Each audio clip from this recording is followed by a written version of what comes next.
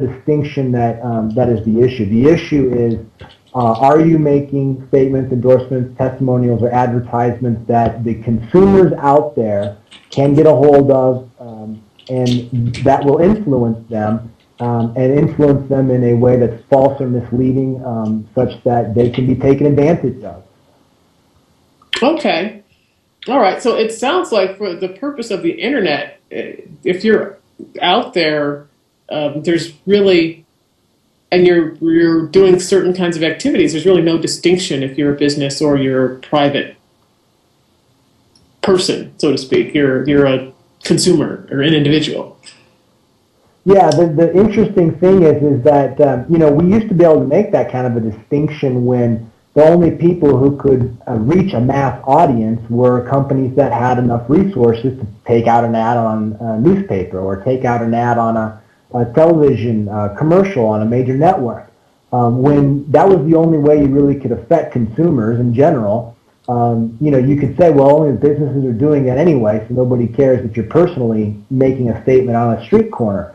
However, now where you've got media like the internet, like Twitter, and blogs where anybody can get to it, and anybody, regardless of the necessarily their resources or their affiliation, has the ability to make a massive influence on consumers.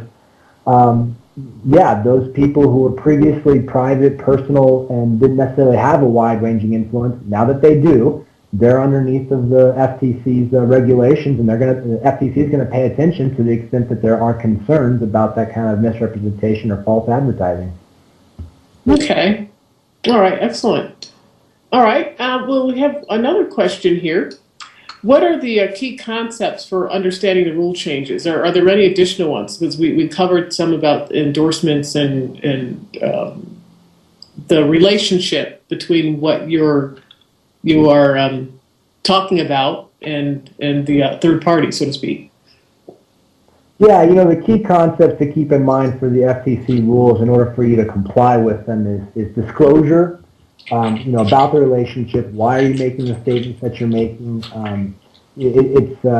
Are you biased, and why? And it's just sort of a common sense kind of thing.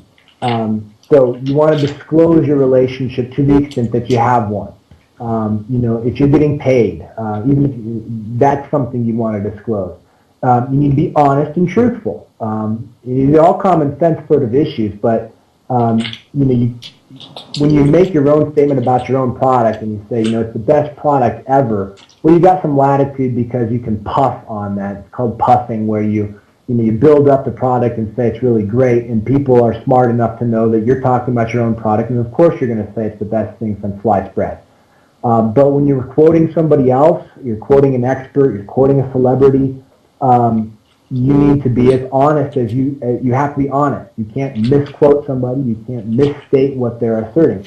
And then when you start, you want to be representative. So this issue of the typical results, and so when you do something, your product has a certain impact, and you want to tout that you've got a wonderful impact on a particular situation. Well, that's a testimonial, and it's accurate for that person. The FTC is concerned that they want to make sure you're not presenting to everybody in the world that that's an average or even a typical result.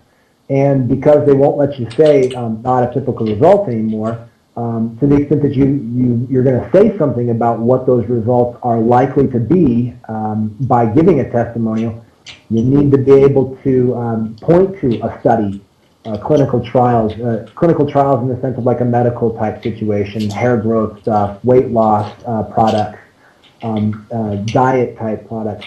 If you are going to say, hey, here's what your results are, or what the result that's out there, you also need to be able to say, this is what the general expected results are, and this is why, and here's the evidence to back that up. So, honesty, truthfulness, disclosure of relationships, and if you're going to say something about a result in a particular situation or a circumstance, you need to be able to identify and verify that that is a general expected result and not a atypical situation. Now, what